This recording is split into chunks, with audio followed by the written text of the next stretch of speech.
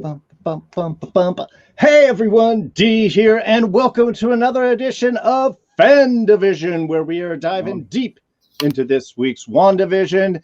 And this week, kind of going a little bit more into the secrets and speculation. An easy episode to do that since episode 8 here, which is the last one that just passed, really opened up our doors with all sorts of new insights. So let's kick things off this week. I have some fabulous guests with me, starting off right over here to my side, an amazing artist, Mr. Terry Huddleston. Hello.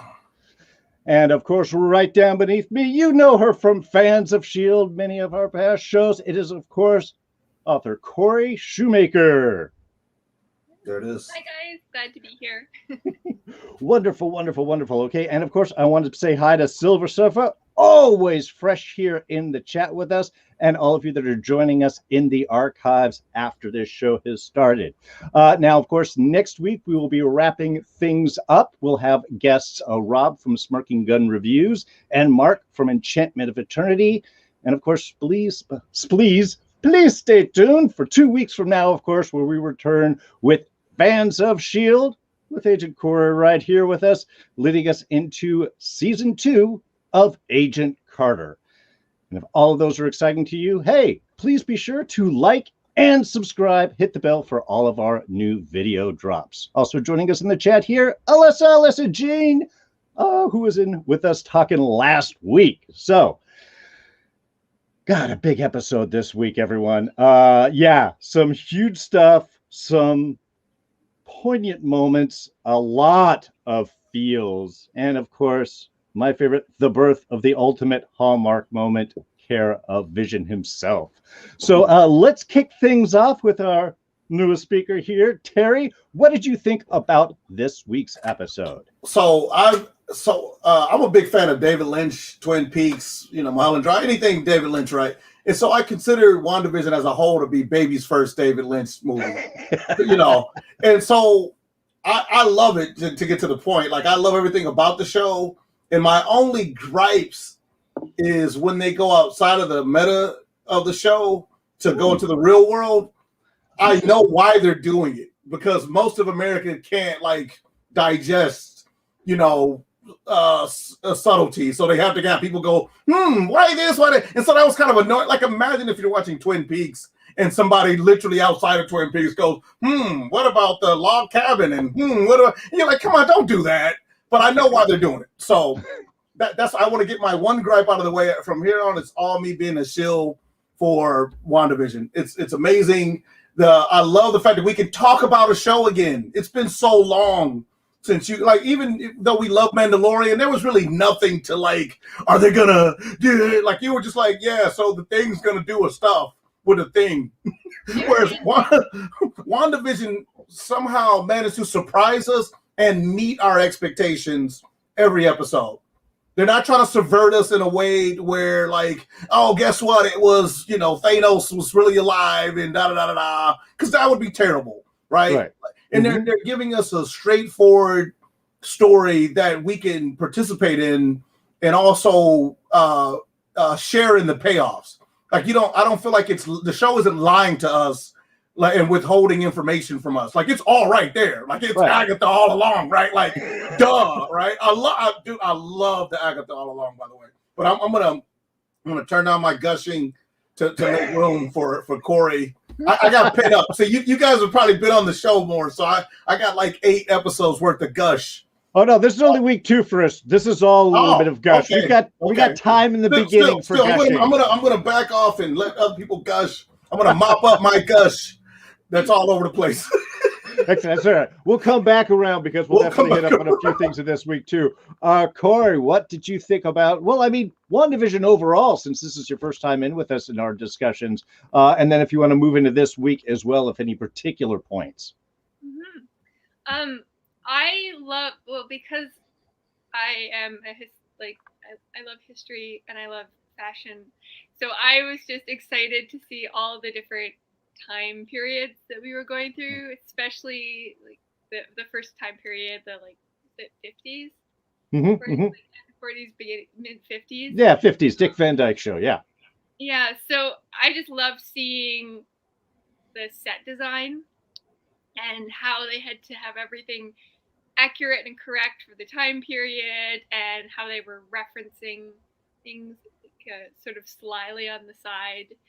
So I enjoyed that. I enjoyed looking at the antiques for each season, and also the costumes. So that was kind of where, I mean, the plot was great, the story was wonderful, that was all great, but I was just all excited about, like, oh, this is a piece from 1960, and it was originally created by this company, and it came So think about this. I just thought about something you said.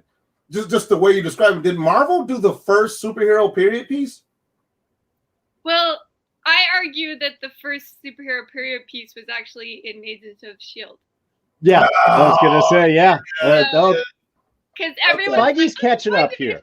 WandaVision, it's so great. Wow, it's the first time we've had a time zone period piece, and I'm going, has nobody watched Agent? Yeah, I guess Agent Carter would probably be considered a period drama too, now that I think about it. Well, I really wanted to give it to him, but it's not. You're right. All right, I lose. Well, no, it's still Marvel. It's just earlier Marvel. You know what I mean? Yeah, and you're right too, because I was thinking Agents of S.H.I.E.L.D., but even before S.H.I.E.L.D., we had Carter. Yeah. It just goes to show you how, at least for Agent Carter, because don't boo me, audience, but I'm not up on S.H.I.E.L.D. It didn't stick to my ribs. But I did watch Agent Carter, but it didn't feel like it felt more like dress up. Whereas for some reason, WandaVision, that like they nailed the way the dialogue flows. Like I grew up watching those reruns. I'm 43 years old, so I knew everything they were referencing, and I'm like, they nailed it. Like they were killing it. Actually, it kind of got more Uncanny Valley as they got further into our time. I'm like, all right, I get it. They're doing Malcolm in the Middle meets Modern Family, but it's kind of, the magic is starting to and they knew it. That's why we're not really seeing any of that. Well, I think maybe that might be one of the differences. It's actually hitting a little different too, because while S.H.I.E.L.D. and Agent Carter were kind of doing a more fictionalized version of the period, this show is literally recreating the shows that we saw that period through. Right. Mm-hmm. So in a way, you're right. There is a kind of, I guess, a more authentic feel in its familiarity. It's weird. Yeah. They nailed the nostalgia factor. Also, I think what I found interesting were the little twists that we kept seeing through the episode. Because, so for example, the opening scene where we're back in the Salem witch trials time, right? And so you think, oh, she's going to be burned at the stake, which apparently is what happens in the comics. I'm not 100% up on it. It does. Yeah. She's burnt at the stake and then she comes back. So you have that expectation of, okay, Salem witch trial burned at the stake, but they change that, and it's not a trial of regular people burning a witch. It's a trial of other witches holding her accountable, and then they're not burning her, they're like magicking her to dust, right? Or trying to. So I like those kind of tweaks, and then she plays the victim. Oh yeah. Trying to see if she can get out of it. Like, please, mother, please help me. I can be good. Yeah, I love that. Good. And then please help me control it, right? And then she's like, no, I didn't break the rules. They bent to my power. That's like you getting in trouble with the principal, and he's like, you're breaking the rules. You're like, no, I just bent them. He doesn't get my comedy, that's all it is. Don't expel me, right? So she's so manipulative right from the beginning, and it was played so well that even I wasn't sure if I should trust her or not. Is she? I'm still on the fence, but I do trust her personally. Is she actually needing help, or is she just playing the help me card? Probably because of Agatha all along. I was in a musical mindset, so I couldn't not think of Hocus Pocus and Heathers for some reason simultaneously. Like she seemed like a character out of Heathers. Like, I could be good, and you could almost see a musical number coming out of this from Wicked or anything. Yeah, she's the anti-alphabet. She's trying to be good. She's trying to be bad. Well, they both are. She's anti-alphabet, and Wanda is anti-Galinda, right? She's the good witch, but really she's more messed up than Agatha, turns out. Yeah. So yeah. Well, that's the fun thing of there. I think those playing of those expectations of where we think those things are going to be, and I think we actually get a couple of hints about that, because colors in magic we have seen seem to have some level of significance. Obviously, as we find out later on, red magic is Wanda's magic. That's chaos magic. Mm-hmm. We've seen Doctor Strange and his sorcerer magic, that's usually orange. Mm-hmm. Yeah. The witches had blue magic. Right. But Agatha's was purple. Which isn't a color, by the way. Which we have seen before with the worshippers of Dormammu. When they tap into the dark dimension. Mm-hmm. Mm-hmm. And she did seem to drain all of the other witches from the magic, which I think was awesome. While she was getting hit, it was like, oh, yeah, that's feeling good right there. Yeah. That was very hocus pocus, Tim Burton style movie. Did you notice the crown on the mom's head too? Mm-hmm. That was another interesting thing. That's what I was going to comment on, because there was someone else had written up about it online already, but they'd mentioned that the crown that she had on her head was very similar to the headpiece that Wanda has. Mm-hmm. Right. And it was very similar to the vision that Wanda sees when she comes in contact with the stone that's being held by Hydra. Okay. So, I'll put that together. Yeah. So I'm wondering if maybe the mother figure was one of these like maternal sort of witches at the top that had one of these crowns similar to what Scarlet Witch. Like, are there other witches within this kind of tier? Because we know that Agatha says at the end, you're the Scarlet Witch. You're the one who controls the chaos magic. You're very dangerous. But are there other types of? Well, she said it like it was a title too. Like you're the Scarlet Witch. Like you're the president of witches. So I'm wondering, is there like a Scarlet Witch and maybe like a, I don't know, like Maroon Witch or like a is there like a? Are we going for like a Power Rangers? Power Rangers of witches, yeah. Well, yeah, that is of course the ultimate, and then they will have the Zorg, which they were power to fight Mecha Dormammu at the end. For a second I was like, oh wait, he's joking. That sounded pretty curious, but though we would all be on board with that if they did. It would be the ultimate team up. And it seems like the mother knew that Agatha was dangerous. Yes. Because Agatha was saying, I can be good, and she said, no, you can't. Well, I think, and Terry, maybe you'll have a better reference in with this. I believe in the comics when Wanda kind of like came through there, she had a vision of her mother kind of like gifting things down when they had retconned. It was like a more of a title that gets passed down. Sure. So in a way of having Agatha's mom pass it, it's almost like I am blessing this with you because you're the only one that could fight my daughter. You know, the only one to balance things out in a way. Because Agatha Harkness is typically a good person in Marvel history. I still think she is. So if you watch it, and I don't want to have cognitive dissonance here because I love Catherine Hahn. Jesus Christ, I'm like a newfound fan. My wife actually got me to like her from Bad Moms Christmas, which is one of those movies that is terrible, but it should be terrible, but it's not. Like you're laughing despite wanting to hate the movie, and it's better that it has a right. It has no right to be funny from beginning to end, but it actually kind of is. It kind of works. But anyway, and this goes to some of the points I haven't heard anybody on the internet bring up, and I feel like a special unicorn boy. Ooh. I think Agatha was seriously taking out of character in the previous episode when she says, when the kids say, you can bring people back from the dead, she goes, you can do that? Like, that was real Agatha Harkness going like, wait a minute, you can do that? Like, so go back and rewatch that. Like, she wasn't like pretending to be, she's more like the kind of, once again, Tim Burton-esque main character that's attracted to Wanda's power level, but I think she wants to teach her. I think she's going to serve as the antagonist and mentor to Obi-Wan Kenobi character. Because if you know, they even kind of aged her up a little bit when she finally came out as Agatha. She looks like an old Jedi. She looks like Darth Traya, if you know your Star Wars. I was like, oh my God, it's Darth Traya. I know, deep cut, but she acts like her too. Darth Traya was a very gray, the world is crap, don't pick a side, just become powerful and exert your will on the planet, and I'll teach you how to do it. And so I'm seeing that vibe from her, like, because the kids, let's be honest, and I don't want to jump the shark, the kids don't exist. They're not real. And so we're like, oh no, those kids are gonna die. Like those kids they're constructs. It's her MySpace page come to life.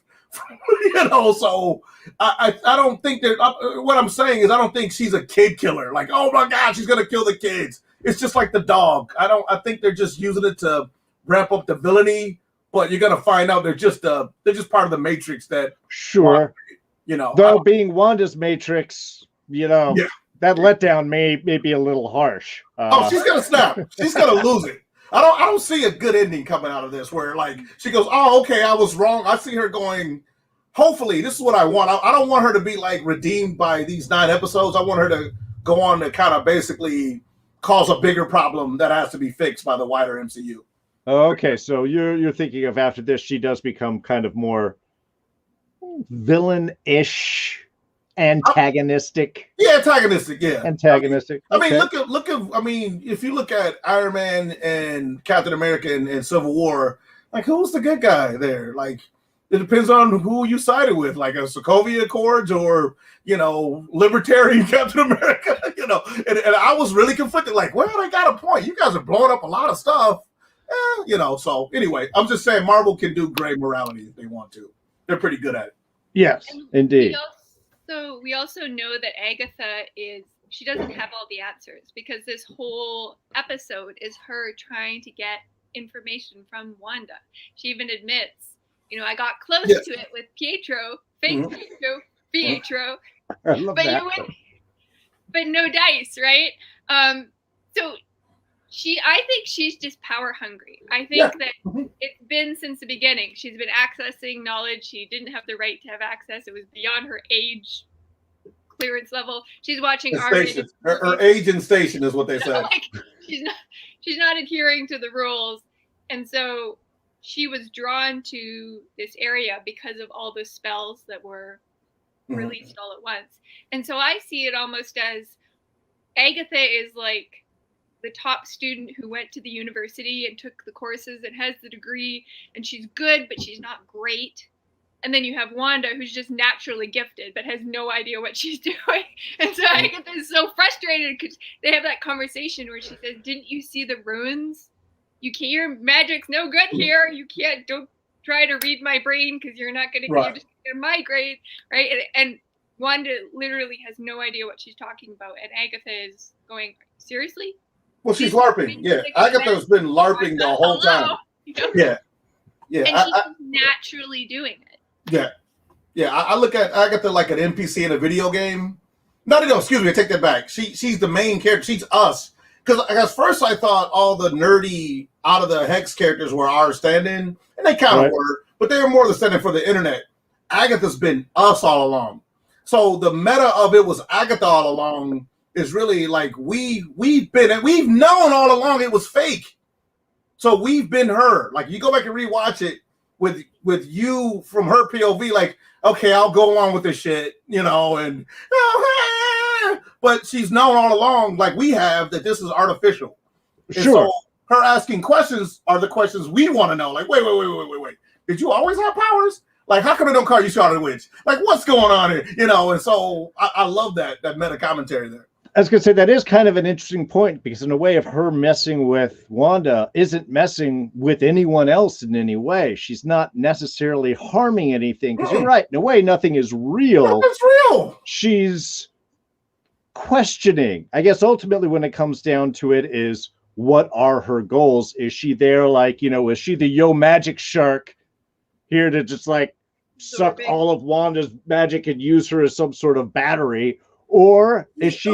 But she could have did that. Like that was like that's why I don't believe that she could have easily done that. No, and that's an excellent point. Or is she like, no, you could go somewhere. You just need to know what it is that you're doing, and you need a little education, which would be more classic Agatha Yeah, in let me that teach you. sense. Like I said, they're Jedis. They're just Jedis with magic. That's once you realize it's just the master student dynamic.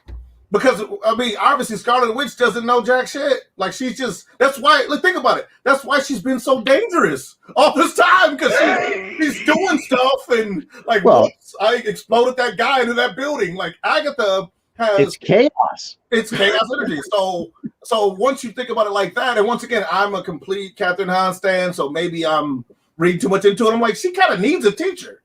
She needs somebody to go, hey. So here's little things you can do to control your magic. And yada yada yada. And look, who doesn't want to keep her around? Like, who wants to see her dead at the end of this episode? Like, she's dead, and now on to the next big Marvel bad. Like, heck no, dude. Scarlet Witch was a C-list character until these 9 episodes. 8, but soon to be 9, made her into like one of Marvel's top tier characters. And Vision, obviously. We haven't even talked about Vision, but I'm gonna shut up and let Corrie talk. And we'll circle back to Vision. The 2 things I was trying to determine was, is she hanging around with Scarlet Witch because she needs her energy for something? Because I know someone had mentioned in another review that every time you look at the title entry throughout the episodes, she starts off as like, welcome to WandaVision, and then it's like, next time on WandaVision, and coming up on WandaVision. I saw that. Her energy is just going down and down and down. So I was wondering, is Agatha just feeding off her energy, like it's a food source, like that Your magic. Or does she need Wanda for something? Because that's my guess. She was surprised that Wanda could bring people back from the dead, kind of. So I was thinking in the earlier episodes, is there someone that Agatha has lost? And is that why she was going to dark magic? And that's why she was in trouble for doing that? Like, did she lose a brother? Did she lose a sister, a twin? Like, is there something? Wouldn't that be ironic if she lost a twin? Huh. But like, is there some kind of loss that she's trying to repair and she doesn't have that kind of power? I think Senior Scratchy is the thing, personally. Or is she just working for another higher power and right, she's the middleman, the searcher for Mephisto or whatever my big bad might be further a neighbor down the road. Also, is Nightmare involved in this? Because we have a lot of references to nightmares, like after the bomb goes off, or the bomb lands, in their apartment, we have the broken TV playing, and it's going over that line, like skipping on the line about, oh, what a nightmare. Oh, what a nightmare. I woke up, I thought I was a whatever, and I had lost my thumbs. Sure. Right. Well, they could be. Yeah. The Bob Hart ending. They could be expanding out to that. Just want to take a second. We got a few more people jumping in the chat here. Devontae Smith joining in with us. The Rich Room. Rich, always great to see you. Definitely appreciating the AOS connections, specifically the Hydra soap that Coulson had in season 4. Let's see. Devontae is also would like us to stick to comic canon and not bring Power Rangers into the Marvel universe. That seems like a fair request. There's another one with Devontae. Stop pulling Star Wars into Marvel. There's separate universes. Scarlet Witch was never a C-list character. Look, listen. I'm using them as allegories, tropes. Nope, we know that they're separate universes and Power Rangers. And come on, give us some credit. Yeah, we just like messing a little bit here and there. Like if, Darth Treya, that's a deep cut. I get points for knowing who Darth Treya is. Or Kreia, depending, That's true. Well, you gave us into actually an excellent point here, Corey, in with kind of what we see is a retconning a little bit of Wanda's origin, but I think a beautiful, seamless, and this is how comics basically do stuff. You tell us a story and you don't lie about that story, but later on you allow it to slowly expand. To give character. Yeah, people are saying retcon a lot, and they never really told us. It was a very unfleshed out story to begin with, and so there's nothing to retcon. Okay, see, Terry, I have to appreciate that because the idea. Seriously, yeah, I mean, if they would have said she got her powers from something other than the Infinity Stone, that would be a retcon, but they're saying she already had them, which is, to me, is great because it's like, oh, she's a mutant. Wait a minute, and so now they. Well, I think they could still surf the line between mutant or just a magician. They don't have to commit to that. You're a genetic witch. I'm sorry. You have witch in your genes. Okay, I saw Corey? 2 comments that were online. One was, did she actually have powers at that point, or are we just getting Agatha's retelling of the story? Who do we believe as which version of the story is real? Is it that she got them? No pun intended. Yeah. Which version is real? I like the one where it's she does have it because it makes that story. I mean, when they tell it in Age of Ultron, when she was like, for 2 days we wait for Tony Stark to kill us. I know I do horrible accents.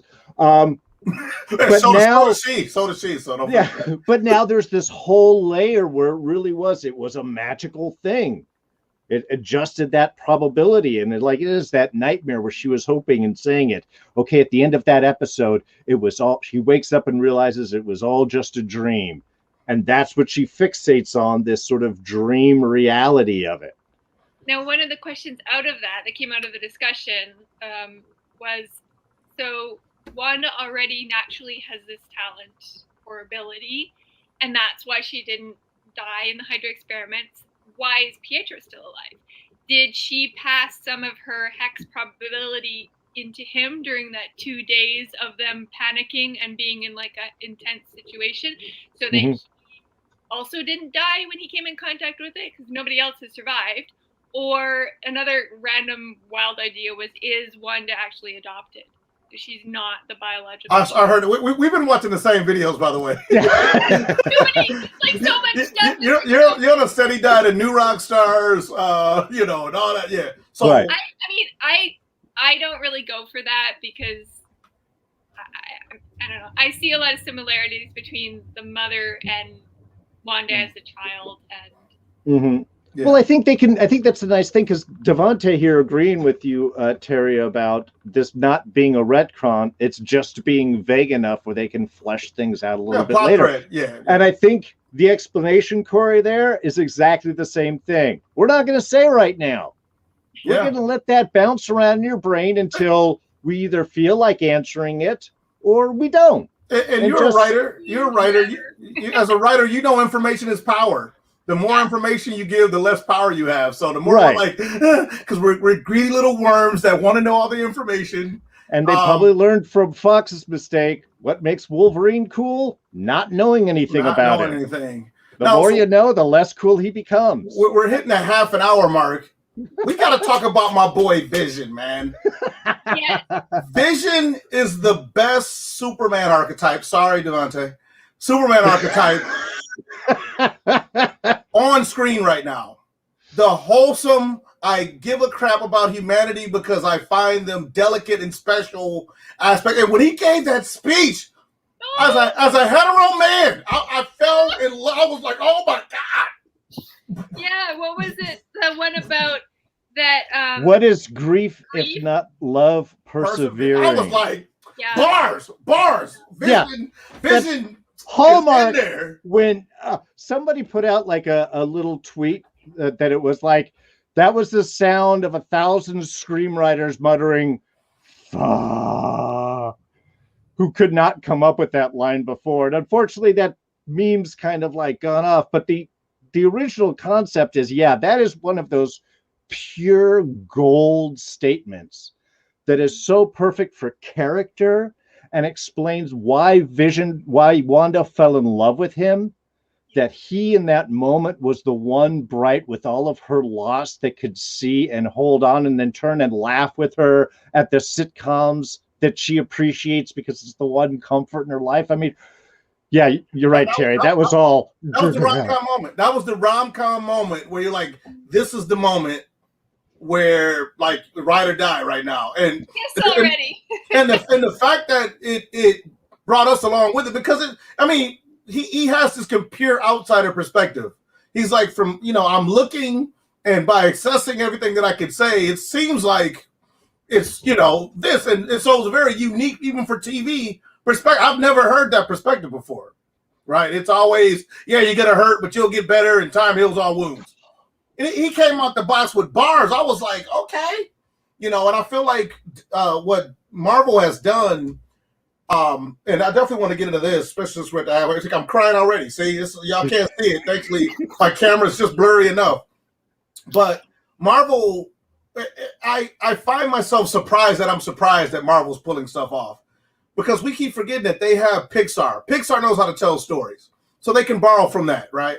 They know how to do musicals. I mean, look at their Disney villains. I mean, Agatha is Hades, right? She's every Disney villain, Cruella de Vil. So they know how to do it. But we're compartmentalizing all their different talents as a company, as a corporation, and they just correlated them all into WandaVision. So I'm trying not be surprised at how well they're pulling things off. Go ahead, Corrie. And I think that was one of the things I love so much about this episode is we see that Vision, even though he mentions that he's never felt loss because he never had someone to love at that point. So he can't say, I understand, but he's still able to validate her grief. So instead of what most people say is like, oh, just you'll get over it. Like you said, time heals all wounds. Like just, keep going, push through. His response is, no, you're actually going through something very difficult. And the fact that you are grieving shows that you truly love this person that you lost. And so that grief, while it's necessary, it also is proof of your love, right? If you didn't love the person, you wouldn't care what had happened, right? And I think in relationships, that's a lot that people try to do is like you guys have said, oh, it'll be okay. You want to paper over that grief and be like, oh, let's get you through this as quick as possible, versus someone who is literally will sit there with her through this experience. And we're all guilty of it. I've done it. Oh yeah. I'll admit, I'm like, hey, all right, you've been sad for 4 years, suck it up, let's go. And it's the wrong thing to say, but it's also another human response because we're not algorithms.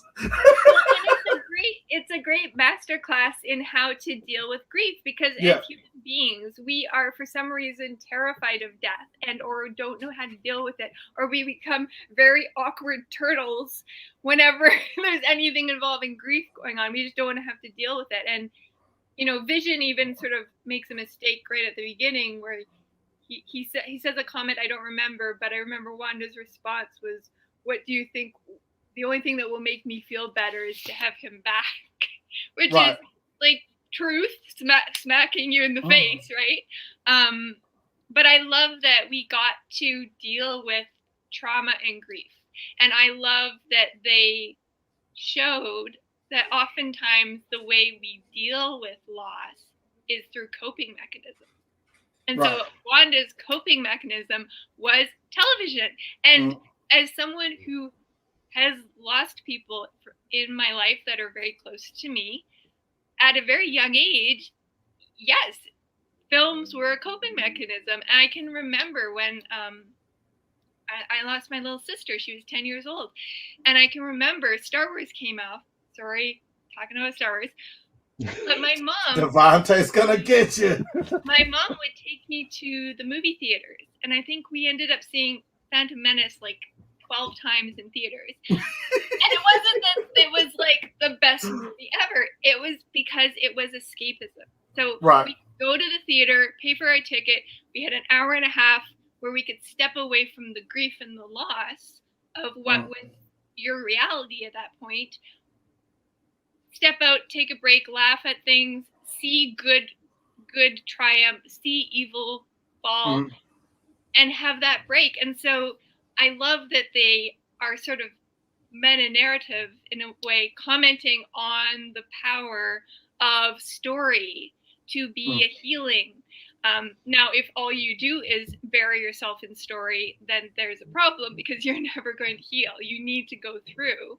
Well, and interestingly enough, I think that ties back to your earlier comments about the sort of previously on degradation over the years, over the episodes, because one, there is sort of a beauty that in the midst of that grief and that loss, especially seeing that Vision has bought a house, a piece of property, a busted down house in the middle of New Jersey for them to build. And in that moment, her grief spawns this whole reality, this coping mechanism on the ultimate level to deal with it. Yeah. But depending on coping mechanisms and not just dealing with the problem, as time goes on, as literally the episodes go on, she's losing it more and more. In the 50s, it's great. And then, previously on until you get the end where it's like, I don't even want to leave the house. Right. I'm going to stay here. And the thing is, what kind of crumbles everything is that before she lost Vision, Vision was her sort of, I don't know, therapist in a sense. He was the person she could go to. So they lost her parents. She became close with her brother. Lost her brother. Vision became a support network for her to listen. Lost Vision. Now who does she have? She has nobody. Right? Agatha.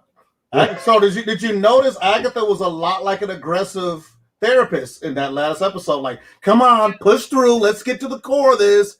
Because yes, she was, because she kept saying, I know I know it's hard, but this is good medicine for you. So exactly. So I'm telling you, I'm Team Agatha being on Wanda's side. Well, she makes the comment about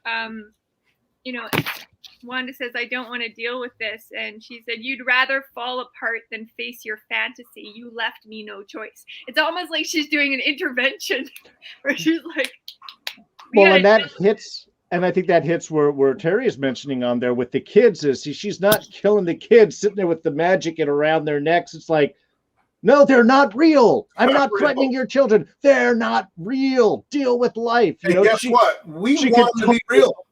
They duped us into wanting Vision and those kids to. We'd rather see the fantasy persist as well. We're like, no, we've got to know that those are adorable kids. I don't want to see no kids. I didn't want to see the dog die, right? Mm-hmm. But that's how great the show is at tricking you into different POV headspaces. We're like, don't kill the kids that we know are fake. We saw them grow up in a time spent of a 30-minute episode, but yet now they're about to be dead in another 30-minute episode, which they're not probably going to be. They're probably going to dissipate. They're probably not going to show an actual, but I do want to know where the heck is Pietro and Monica Rambeau right now. I'm like, what? For the next episode. See, Monica is almost like a positive therapist, but Wanda won't let her in. She's an ally. She's a friend. She's like the friend that doesn't know how to reach out to you, but she really wants to. Where I feel like Agatha has that impersonal, like, I don't give a shit about your life. I'm getting paid to basically by the hour and you can tell now she's got this workman mentality of getting to the bottom of Wanda's trauma. But also you feel like she's working for us. Like Agatha is like our agent. Like, hey, look, we only got one episode left. Could you get us to the bottom of this plot like really quickly? And so it was Go ahead. The question is she doing it for Wanda's good or is she doing it for her own selfish motive? That's the question mark. That's the chum. Now I think it's ultimately, once again, hear me out. I know I'm way too skewed with Agatha. It's ultimately for Wanda's good. That sure. City has been hijacked by Wanda's powers. Which once again, we're just so ready to dismiss, like, oh well, I mean, they didn't really have any lives anyway, right? Like, it was built out of her. It's Jersey. All right, so I'm sorry, man. People are going to get so mad at me for that. but I'm just saying, they're real people that are now hijacked in this Westworld style video game that Wanda made. So they got to be free. It is funny that we don't care. We don't want that, right? They framed it in a way where we want the fantasy too. I'm not saying we're evil, but we are a little complicit. Like we're like what's her name? The black-haired kind of gothy character from the outside. That's in the show. That's Darcy.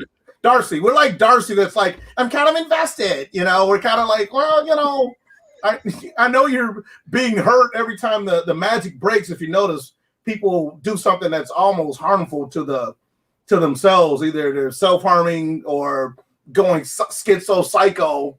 So there's got to be pain underneath all that mind control. So that can't be good.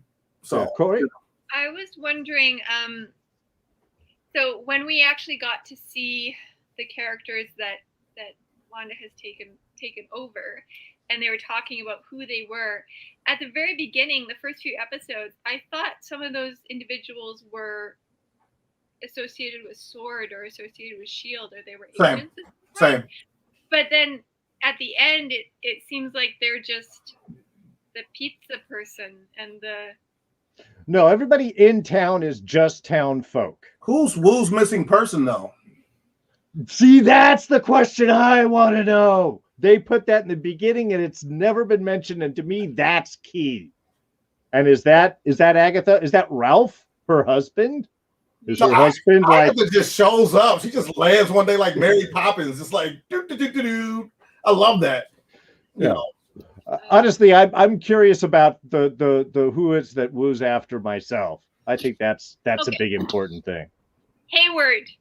I mean, yes. I thought from the beginning, there's no way he's the villain because it's way too easy. Like right off the bat, I really didn't like him and I didn't trust him and he was being a jerk. What's funny is I didn't mind him at first, but the internet was like evil white man. And I'm like, no, give him a chance, guys. And now they're completely right. So like my radar's off or something, man. I didn't. Pasty white girl saying evil white guy.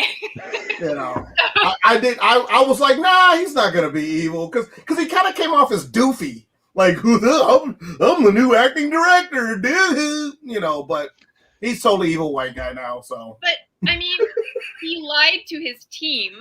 Yes. He lied to us. I totally thought Wanda took Vision until she didn't. And then he's almost doing what Agatha does, where he's manipulating his word usage to try to get Wanda to do something. Because he said something about not everyone has the power to bring their soulmate back online. I mean, back to life. You know what that line reminded me of? And it actually bring race back into it again. When Nick Fury lies and manipulates the team players, we're like, oh yeah, Nick. But for him, like people are like, oh, screw him. But maybe he sincerely just wants a weapon to protect them against any space threats. See, you can't do it. I can't. I should have been a attorney in another lifetime. I could defend any scumbag anywhere. No, we would still be upset with Nick if he had lied and manipulated like Nick. That's a messed up thing to do because he's obviously working to manipulate in some level. But you got to admit, you could see Nick Fury doing the exact same thing, though. Like but that's Samuel L. Jackson. Exactly. It'd be smoother. It'd have some sweet jazz on it, but I feel like I know that the end game is going to pay off with Nick Fury. I know there's a reason why he's doing that, and I know there's a reason why not everybody's on board, right? Like the same as why Phil tells people things are classified. You trust Nick Fury, is what you're saying. There's a trust. But this guy, I don't, because from the get-go, it seemed like he was gunning for Wanda for some reason, and there was no. If I had a logical reason for him to want to, shoot her without even asking questions first, that was one of my concerns. Like, why? Well, now you know. He actually was baiting her to use her powers. Like even at that final shot they show, he looks kind of like worried. Like, well, it worked. Vision's back. We got him back online. We just needed a little bit of Wanda juice. And so, dude, as a comic book fan, I popped so hard for that moment, man. I got to appreciate his game because the moment they saw that it was Wanda in there, even there, he's like, get me back to SWORD. Get me online. You can see he's like, okay, let's go get the Vision parts. Let me just go manipulate that security data, and then I can tell whatever story I want. The camera's busted. Easy way to tell whatever story you want to tell. So I mean, I gotta appreciate his game. He is committed to his goal.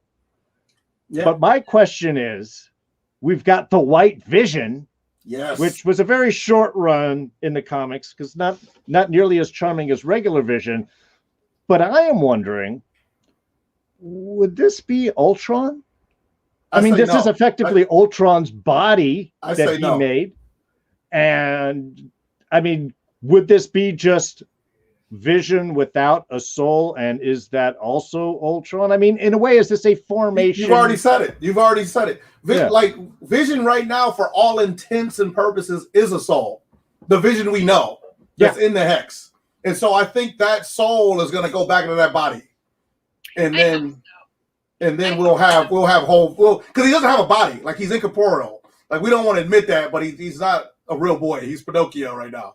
So, I think they're going to use, obviously we're going to have some Vision on Vision fighting, and then he was probably going to, merge back into himself, and then we'll have probably a, Data, Star Trek reference, kind of 2.0 type of deal where he's a little bit more, because what was interesting about Hex Vision is that he was a rebooted Vision.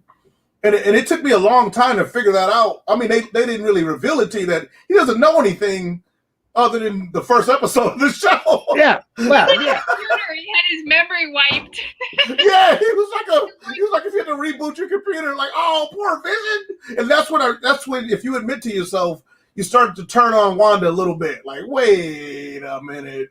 Like this dude, I mean, that's like ultimate gaslighting. I'm sorry. Like when you don't even have memories to draw off of, and so you're just a complete puppet for this individual that's using you as a coping mechanism. Although I don't understand why she didn't give him back those memories, because it would be in her best interest to do so. So is it because she's not in full control of her powers, and so in that moment of like complete breakdown trauma, she just freaked out, released all of her energy, built that town as a coping mechanism, and didn't have the control to fully build a backup drive of Vision? I think that's what they're leaning into with she didn't know how she did it, and she doesn't know how she's controlling. But that actually moves into a little of these speculation that I want to get into, because there's a lot of questions in the Hex that we haven't answered. We know that she created a TV world because that is her comfort.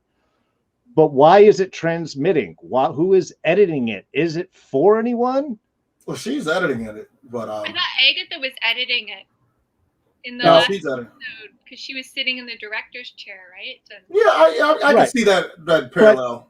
But if this isn't a conscious act on hers, is this a subconscious manifestation of her power, or is the magic itself alive?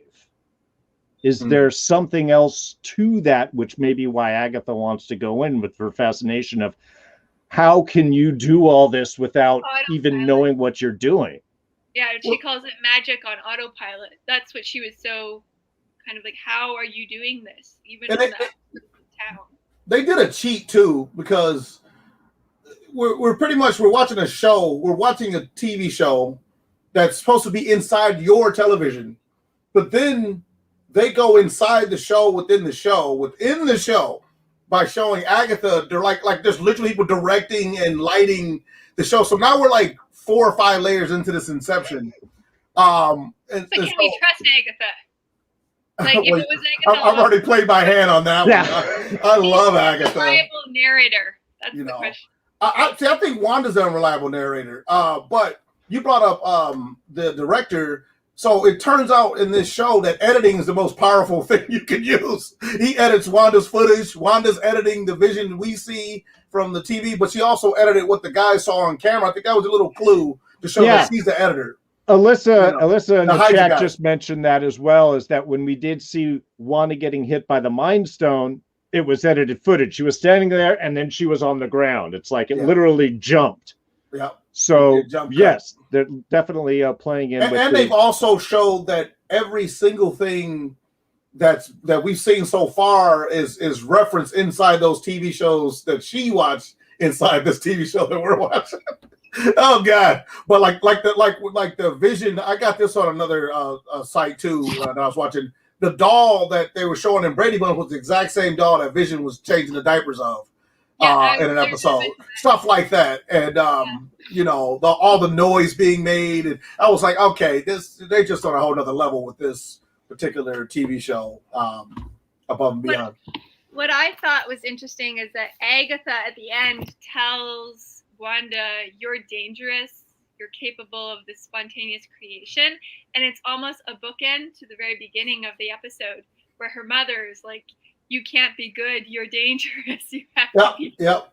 And this is why I think she's here to teach her. I think we're going to see a redemption arc for Agatha more so than Wanda. Like, I think Agatha is going to be the one that, you know, turns her from the dark side. Sorry. It's just the analogies fit too well.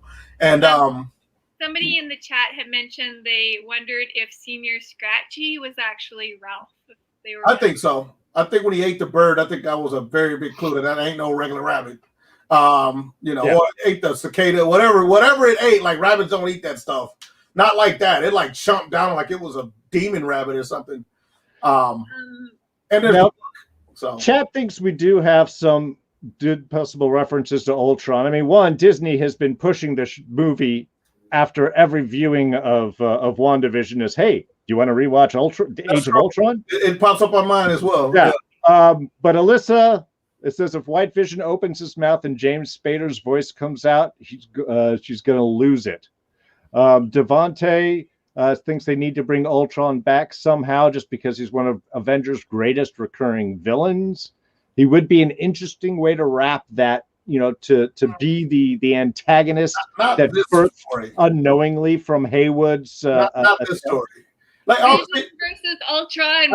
As a storyteller and you're a writer yourself, it's way too late to bring in a big bad of that caliber that has to also be defeated within one episode. Like, I can see Haywood pretty much now that he has the blueprints to build a vision. Maybe, you know, Ultron hijacks that or something, and for another. Well, I personally don't want to see anybody that's not related to this specific story come into this. Like Doctor Strange, I'm cool with that. That'd be cool. Something, you know, on the magical base, but don't bring in like something so mad. It'll derail this intimate story of a guy saying what is grief, but, you know, love persevering, to like, now there's a big beam in the sky and we got it. Like, no, I don't want to do that with this story personally. So I can see the path to bring Ultron back through Vision's body, but just not with the time frame we got left for this particular story that they're telling. Okay. I'm assuming that they're just going to go off of the comic sort of story with the White Vision where they bring him back, but he doesn't have any of the emotional connections, any of the like personality. He's very robotic. In the comics, apparently they didn't have Wonder Man. Yeah, Wonder Man. Yeah. So when they brought him back, it was like he was like devoid of a soul. So if we're thinking that Vision is essentially a soul in the hex, maybe we can put the soul back into the body.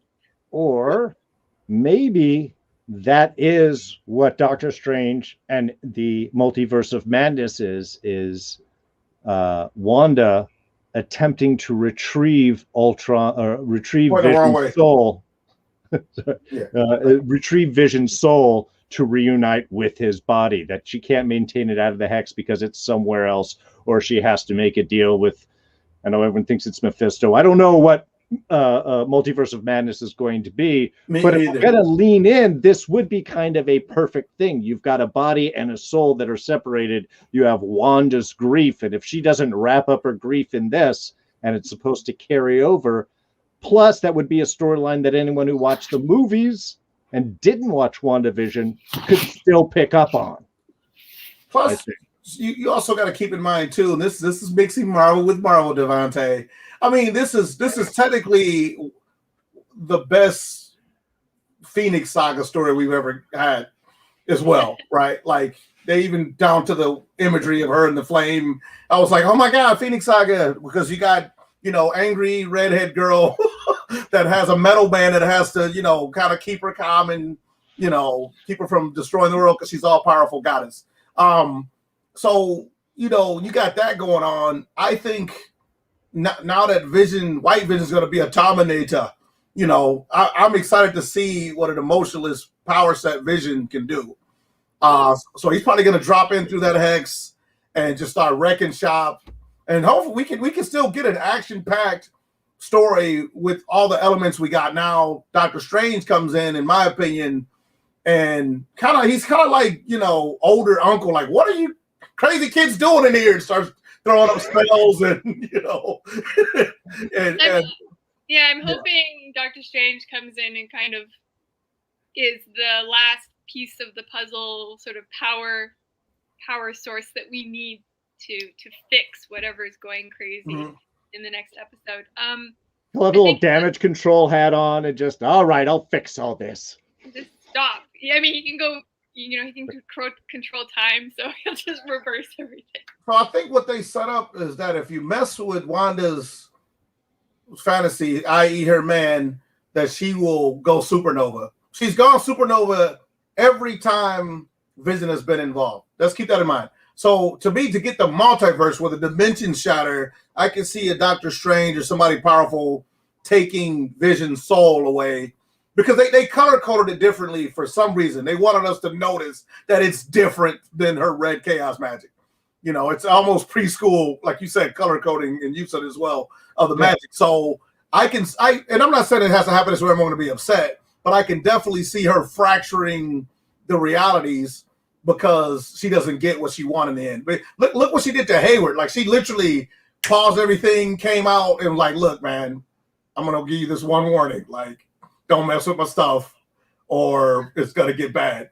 And then, they do it, and she, Vision tries to leave. She grows the X even bigger than we thought she could grow. And like, wow, that footprint increased exponentially.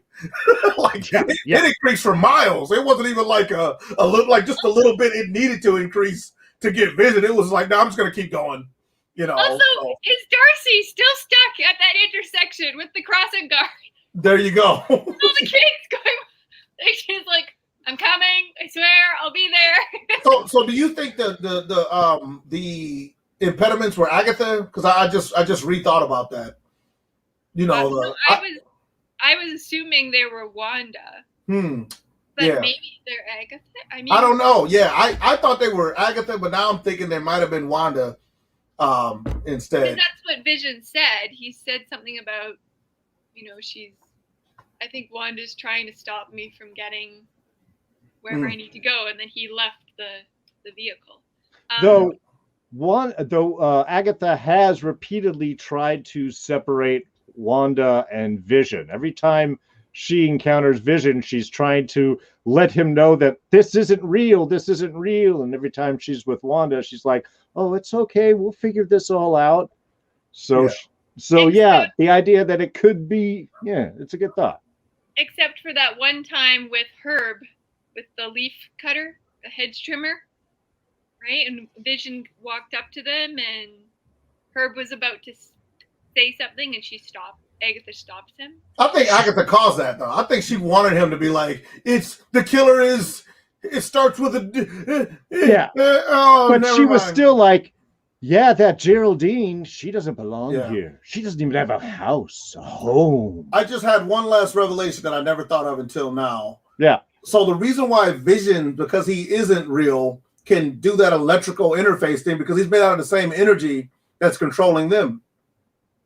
Like, it never occurred to me before that's why he can unlock people, because he's literally just a incorporeal form of that energy that the Hex is made out of. Because I'm like, how the hell can Vision, like, I don't know he can do that. Yeah, but he can't.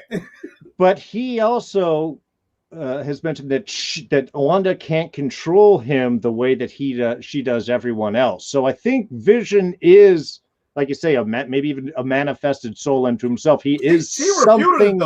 He is something different. Yeah. She refuted that. She was like, "Oh, can't I?" I was like, "Damn, Wanda!" Then the credits start rolling. I was like, "Okay." The conversation you don't want to have with your wife. No. Because I actually missed it the first time I watched it. Then the second time I watched it, I caught the, "Oh, can't I?" Like, oh man, she's not even denying that he's on strings, which goes back to the Ultron people. I know, no strings on me. But we'll see about that. Yeah. I mean, it did happen in the comics, but they're out of real estate to do that storyline. I think one of the sort of saddest and like harshest lines in this episode was when Haywood, she says, Vision is all I have. And his response to that is, well, that's it, Wanda. He isn't yours. Like, really? You couldn't just like sugarcoat that a little bit? Like, He's looking at Vision as money, research, property. She's looking at Vision as personhood, a soul. Well, that was something that was brought up in the chat. I know Silva Surfer mentioned that he didn't like Vision particularly being in Sword's possession. And then we had some questions like, who allowed that? And to me, that is kind of an interesting question. Like, how did you get that out of Wakanda, first of all? Because I would imagine if there was any vibranium, they'd want to hold on to it. Unless, maybe it was a Tony Stark thing with Wanda gone. Was it part of the Sokovia Accords that it got pulled into the UN and then through there in with Haywood's? I mean, I think they don't need to explain it to us. They can get into that later if they want to. We could accept it. But I think that is a fair question of like, even Devante's thinking that Vision would be Wakanda's property. Yeah, because the vibranium was stolen. And we know that Vision explicitly stated he didn't want to be brought back online, which to me echoed a lot of Phil in Agents of S.H.I.E.L.D. season 7, where he's like, I don't want to be brought back. And then they bring him back and Sky has the conversation of, I'm sorry I brought you back. I just saw you and I missed you and I hit the button and sure. I know that wasn't what you wanted. So it's very, also someone in the chat was mentioning there is a Hula Girl. Mm-hmm. I did get that reference because that was even in the movies. The place. So one thing I also want to bring up before we wrap up too is that because I've heard a lot of people complaining about Wanda being evil and she wouldn't do it, but I think they're forgetting that she was literally giving people nightmares by doing the same thing Vision was doing, where she would touch your temples and all of a sudden you're having this nightmare vision and you're seeing a warped reality. So even though Age of Ultron to me was their worst movie, one of their worst big budget movies, I didn't like it. They're retroactively making it good. I know. Now we were like, well, I gotta go rewatch it. At first it was like, this seems like a movie made in the early 2000s. Now I'm like, well, okay, they were same thing with Iron Man 2. Actually, when I went back and watched all the Marvel movies in tandem, they did set up the Infinity Stones quite early. And that they had been fooling around with them since the beginning, and that the Infinity Stones were pretty much the prime material to make the characters in the MCU. Like every character is tied to an Infinity Stone of some sort. The Super Soldier Serum, all that stuff comes from basically that. So I kind of like it's tidy storytelling, right? Like obviously in the comic books, it's everybody's a clumsy scientist and lightning strikes and all that stuff. In the MCU, it's pretty much the Infinity Stones have been in the mix of everything, and I'm glad they're keeping up that tradition of even in what are we in phase 5, 8, 16? I don't know anymore, but still four. Okay, COVID threw me off. 2020, I don't know. Oh, I know. It's Go ahead, Corey. 2 side notes. One is, how does Agatha know about the stones? Like, is that just because it's part of the history of the world and being a witch, she has a creation? Or does somebody else know about them and has told her, and so she's been seeking them out? Yeah, she's old too. I mean, she's not like... book that we have no idea what it is. Someone was mentioning it might have been the missing book from the Sanctum. It isn't. It's not. They were reading the book that was missing from that thing. It's one of those things you want it to be true, but it's not. They're not that good. And then, talking about what happened with Vision's body, Wanda does have the line where she says, when I got back, his body was gone, which I think was referencing when she got back from Tony Stark's funeral. I think when she got back from the blip. The blip, yeah. I think they were by the way, I hate that name. I hate that. Okay. The unsnapping. I liked it. Well, that happened in Spider-Man Far From Home, so it was funny then, and then this gives you an unfunny version of the blip. You're like, oh, that's disgusting. I would not want person dander in my mouth. Like, I think I got a little bit of Johnson. It's all atoms and whatnot. There you go. Yeah. We're all stardust. Yes. Well, Carl Sagan, we're all made of stars. That's my best Carl Sagan impression. One of the cool things is that the chant that they are chanting at the very beginning of the episode, the Mors Monstru Naturale, natural, it translates from Latin into natural death is a monster. Ooh. So, not sure if the witches were trying to be immortal or. Well, see, and that's interesting because we, of course, are going to put a particular interpretation on the way we presented it. And if we see later on, like, what if that was a coven of evil witches? So I've heard too that we assume that she sucked their powers out, but some people are saying, which I'm warm up to the idea that they just reverted back to their actual age. Like, they were already older, and she did suck the power out, but she didn't like suck out the. They just basically, they were that. Like if you were to kill Agatha now, she probably would look like one of those corpses, like, I'm a mummy. So I was like, I like that. I'll take that. But I'm praying they don't kill Ursula / Hades / the best Disney villain that's not in a Disney movie. Oh, please. I need more musicals. I just need more musicals. Well, and I think, go ahead, Corey. Oh, okay. I was just going to say the three spells that we know about her using based on this episode is the mind control, which uses a feeble psyche. She used crystallum possession on Pietro, so that's just like taking over their mind, and then transmutation. But I wasn't fast enough to write down the Latin for it and then find the translation. That's quite. Look, you've already translated Latin for us, which gives us a good insight. And I think, Terry, you hit on an interesting thing, because I love reversing of expectations when it's done well. There are times when you subvert expectations and you take it too far, and that's your whole shtick, is you're just subverting expectations. And I don't think that is necessarily a good approach towards things. We won't talk about what I'm referring to. But I think that I think the fact that they build up that it was Agatha all along, that she's messing with things, and to play up that she might be the villain and have it be that she's not. And that's when you bring Haywood and White Vision in, and that's when you get your big...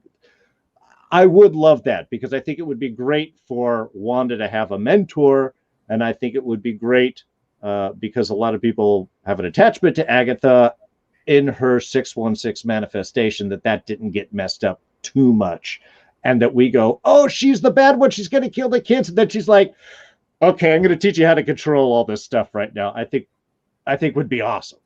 Yeah, I can see it. I can see it coming that way. I mean, once again, as a storyteller, and you can disagree with me if you wish to, Wanda has to pay for what she's done. Like, she can't get away with doing what she's done already. Like I said, we're psychopaths, so we're like, hey, she mind controlled the whole city for however long.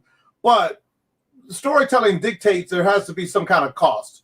I don't know if you ever seen the actual real story of Little Shop of Horrors, where the guy has the plant that he feeds. You know the story. So in the movie, they have a happy ending, but in reality, he actually gets eaten by the plant because and they actually take over the planet because you don't get to kill people for a whole movie and then you get the girl and it's like murder's good, kids. Like, no, you can't do that. So I felt like the fact that the leverage is tilted away from Wanda getting a redemption arc because Agatha really hasn't done anything.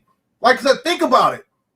Like she's coded as evil because of her color scheme, and she's laughing, and I killed Sparky too. But none of that's. It's like I stepped on a rabbit in a video game. Like, it's not real. So, and I know I'm pressing hard, but if you think really hard, Agatha has not done any physical harm to people yet. I'm just saying. But you can also argue it doesn't matter the harm that's being caused. It's more of the action that the person is taking. So if they are willing to... She's been an enabler. She's an enabler, but like, you're the one that's like a drunk. I'm just giving you the alcohol, but you're going to get it from somewhere. All right, that's a bad case. But look, listen, I can see her being around for a while. I hope so. Because, I mean, they're really Harry Potterizing the magic section of Marvel, and I dig it. They get it to where we can understand it. Like they're kind of breaking it down into like, okay, this is this, and Doctor Strange is from this school of magic, and she's from this school of magic.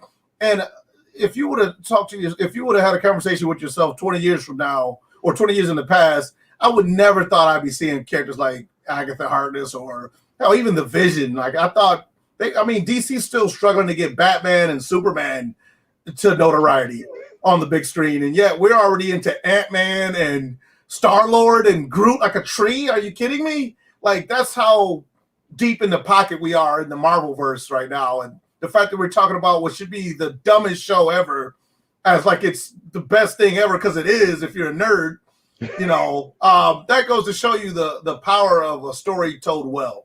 Sure. And I'm really liking the fact that they're also acknowledging our previous comic book knowledge and not basic. We talked about this with The Mandalorian, where it seems like they're tying in all the fandoms together so we can all kind of go along on this journey, no matter where we are in our knowledge levels of the MCU. So, yeah, gushing once again.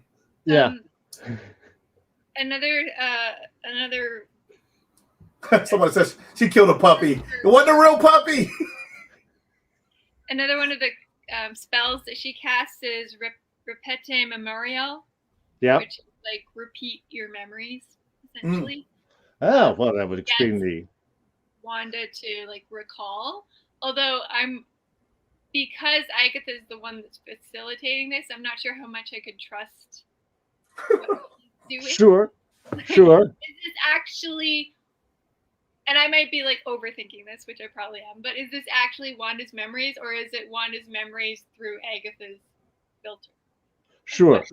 And I think that's a fair question, because we still don't know, despite what we may want or hope things to happen, we haven't really determined what Agatha's motivations are in this to, is it good? Is it bad? However, I would assume that they were real, because she seemed to want to know what happened as opposed to trying to show Wanda something in Devontae's going to kill me. I'm sorry. I'm so sorry. She doesn't mind if you mix it. I just want to keep harboring it now. It's fun. It's like a rock I want to keep kicking down the road. So I'm going to reference it every time. Stop stabbing the dead. So we're in Empire Strikes Back, and pretty much this episode is Luke in the tree, right? And that's where Wanda, she's literally in an underground dungeon, dark space where you have to face the ghosts of your past. And like, what's in there? Only what you take with you. That's what that felt like. Like, I felt like this was Wanda's memories, is what I'm getting at. Like, I don't think this is something kind. I think, because Agatha's like legit curious. She's like in the background going like, ooh, the tea. Oh, and she's crying when Vision drops that line. She's like, oh man, that's good stuff. So like a baby witch with a lot of trauma, okay, but I'm still okay. Next, yeah, she's trying to solve the case, Yeah, she's very voyeuristic, just like we are. She's a voyeur. Well, if you're gonna say that episode 8 was the Empire Strikes Back of WandaVision, I think that's a perfect place to end things on. By the way, yes, Devontae. Yeah, they did say that Wanda did have powers before the Mind Stone. They amplified them before they died on the vine. They were an unused power. Love that line. Allowed it to boost things up. So, all right. Yeah. Just so I know, if we're assuming that these witches at the beginning are actually much older than they appear to be, then Mother might not actually be Agatha's biological mother. She might be maybe a title type. Sure. Okay. And this is my last tiny note too. I also think that Purple. I'm wondering if Purple and Vibranium have anything to do with each other. Like the Purple power, and like, are they both from the same thing? Because they bring up Vibranium a lot, and then we all know Purple and Vibranium are like this. So sure. Yeah, that's it. That's all I got. It is the color of royalty. And there's a lot of floral references in WandaVision too. From Agatha's side, and obviously Black Panther has the flower with the power, so I don't know. That could be a neat little tie-in there down the road. Is that why she was spraying lavender on the kids? That's what I'm saying. Purple. You said the flower with the power. I'm like, are we gonna do the voodoo with the hoodoo? Yep. You do. Where are we? Babe with the power. All right. Well, Yeah. like I said, we're about 1:15, a little bit over today, but this was an excellent discussion. I could not stop things. I had to let it go for as long as it went. I want to thank all of you who joined us live in the chat. Great chat. Great chat. Laid it down. Thank you so much. Silver Surfer, always with the great stuff. Alyssa Jean was in here earlier. The Rich Room.